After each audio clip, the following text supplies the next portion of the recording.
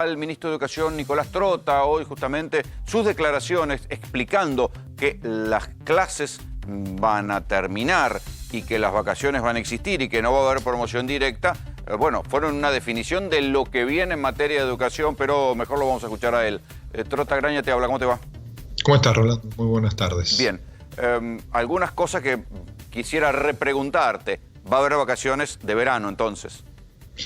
Bueno, sí, hoy estamos contentos porque hemos dado un paso importante que se reinició el ciclo electivo en la provincia de San Juan en 14 de los 19 departamentos y eso también nos da mucha expectativa a todo el sistema educativo en la realidad diversa en el campo epidemiológico que está transitando nuestro país. Y es ahí donde proyectamos en esta diversidad de realidades también lo que debe ser la estrategia de promoción de todos los aprendizajes que se están llevando adelante en los hogares. Por supuesto, no se aprende lo mismo en una casa de lo que se aprende en la escuela. Y eso también demanda un abordaje en un momento donde nosotros afirmamos que no renunciamos ni a garantizar los aprendizajes ni a la calidad educativa. Y eso implica un proceso de reorganización pedagógica de cara a los próximos años. No es que va a haber una promoción automática, que un niño que termina tercer grado va a empezar cuarto. ¿No? Va a terminar su tercer grado excepcional, que es este de la pandemia del COVID-19, y el año próximo, antes de empezar a transitar los saberes que pretendemos que adquieren su cuarto grado, vamos a tener que garantizar el abordaje de aquellos saberes pendientes de este año excepcional, ¿no? Y ese es el desafío que tenemos. O sea que va a haber una recuperación, digamos.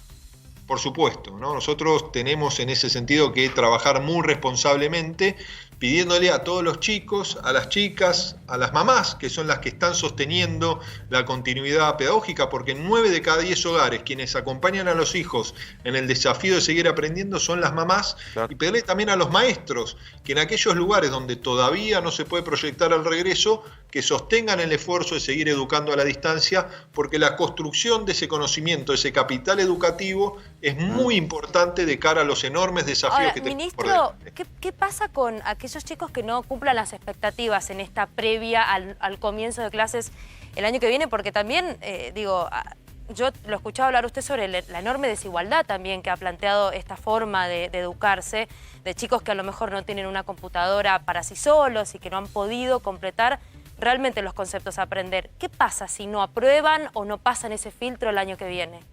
No es un filtro, no mucho más en el marco de una pandemia. Nosotros tenemos que ser conscientes que el impacto de la pandemia en el campo educativo es fuerte en Argentina y en el mundo, y mucho más en una América Latina que es muy desigual.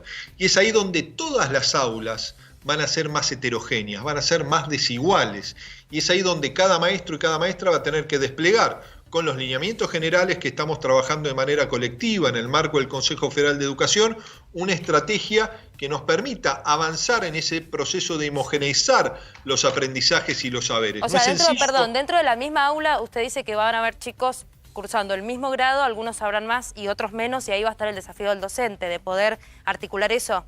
Siempre ocurre eso en el aula, ¿no? Siempre ocurre eso porque los aprendizajes son distintos, las trayectorias son distintas. ¿Qué ocurre en este marco de la pandemia? Que van a ser mucho más desiguales los aprendizajes. Porque en el hogar, en cada hogar, cuando se dice que es un universo distinto, es la realidad. No es lo mismo el proceso de aprendizaje en un hogar donde hay una computadora para cada hijo, donde hay un teléfono celular que comparten entre todos. No es lo mismo un hogar donde son 3 hermanos y la mamá es periodista, está todo el día trabajando y no puede acompañarlos en el proceso de aprendizaje.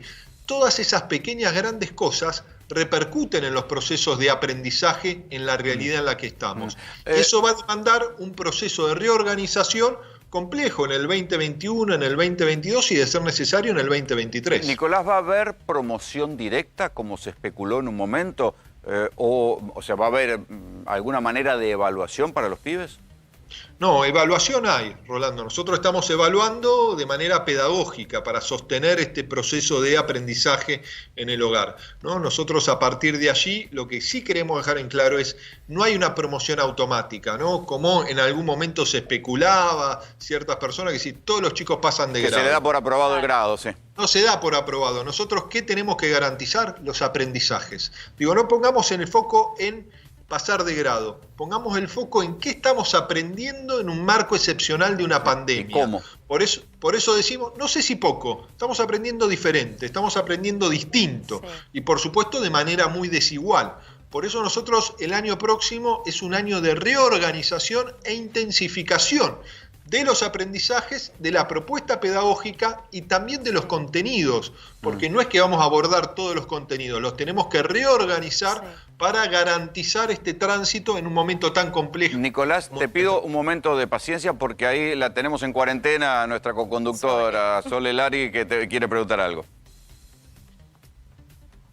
Ministro, muy buenas tardes, muy buenas noches ya. Usted hace instantes habló de la desigualdad y la dificultad para algunos alumnos de continuar con el ciclo, pero yo le quiero hablar puntualmente del porcentaje de alumnos que decidieron desertar, por más de que quizás sí tenían la oportunidad y las redes como para estar con estas clases virtuales. La decisión personal que salió publicada hace un par de semanas, nosotros lo contamos en el noticiero. Preguntarle si usted tiene este estudio y qué lectura hace de esta situación. Bueno, lo que puede ser el abandono o el desgranamiento nos preocupa y nos preocupa mucho, en Argentina y en el mundo, ¿no? ¿Por qué? Porque la ruptura de la rutina va a impactar en el momento de regresar físicamente a la escuela, como también impacta toda crisis social y económica que atraviesa un país. Y ahí tenemos que poner gran parte del foco y del esfuerzo del gobierno nacional en la articulación con provincias, municipios y organizaciones sociales. En la evaluación nacional de la continuidad pedagógica nos confirma que hay un 10% de la población de nuestros estudiantes, 1 millón aproximado de estudiantes, que no han tenido vínculo con la escuela, o ha sido un vínculo muy laxo, ¿no? De poco contacto con la escuela. Y es ahí donde tenemos una preocupación particular de cómo recuperamos, ¿no? Esa ausencia de vinculación al momento de regresar a las aulas. Y la deserción no es una decisión individual, que también esto lo tenemos que dejar en claro. Ahí hay una responsabilidad institucional y una responsabilidad del Estado de desplegar todas las medidas posibles para generar los puentes de regreso de los estudiantes a nuestras escuelas. ¿Van a ir a buscar a los pibes porque hay pibes que desconectan, los van a tener que ir a buscar para revincularlo de alguna manera a la escuela?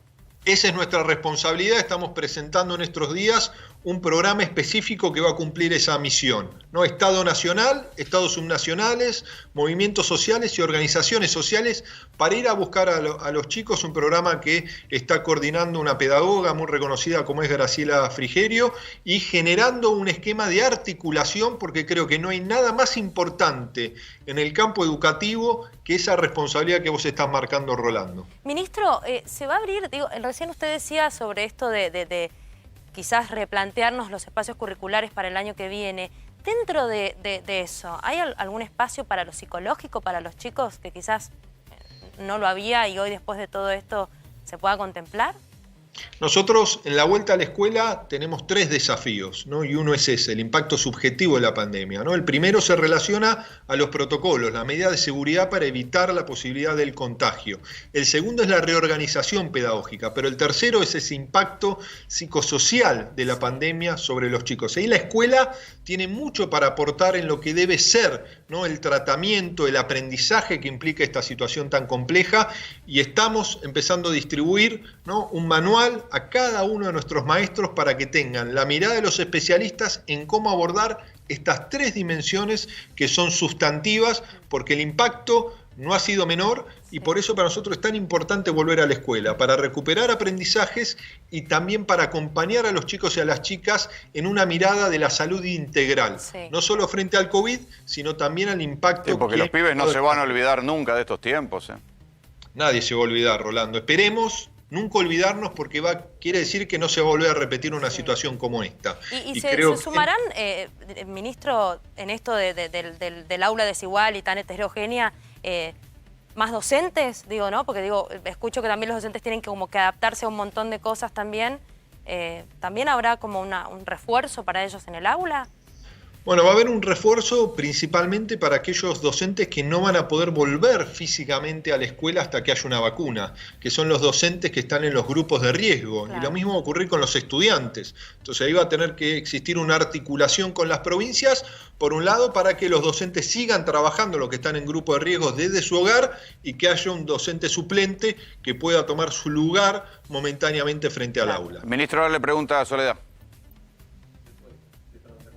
Ministro, quiero ir más a la parte económica. Hace algunas semanas hablamos con las cámaras que agrupan a los colegios privados y nos hablaban de colegios que están a cierre. Esa es su situación económica.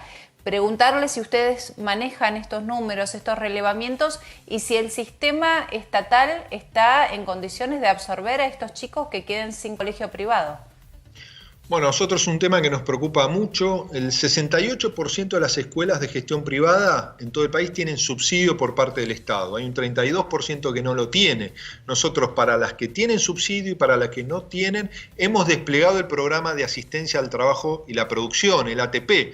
Digo, es el cuarto mes que el Estado Nacional va a estar pagando una parte de los salarios de los trabajadores del sector privado, y ahí están incluidas también los establecimientos educativos con los cuales tenemos un diálogo constante. Claro. Inclusive, para poner un ejemplo, la propia ciudad de Buenos Aires ha desplegado un programa complementario para poder asistir a estas escuelas en esta ciudad de Buenos Aires, donde el peso de la educación de gestión privada es muy alto, el 56% de la matrícula está en la educación de gestión privada. Entonces ahí es donde nosotros tenemos que asumir la responsabilidad de acompañar todo lo posible a las instituciones y a las familias para lograr que todos los estudiantes de las escuelas de gestión privada puedan continuar al momento de regresar a las aulas en cada una de sus escuelas. Ministro, le agradecemos mucho el contacto. Muchísimas gracias a usted, buenas noches.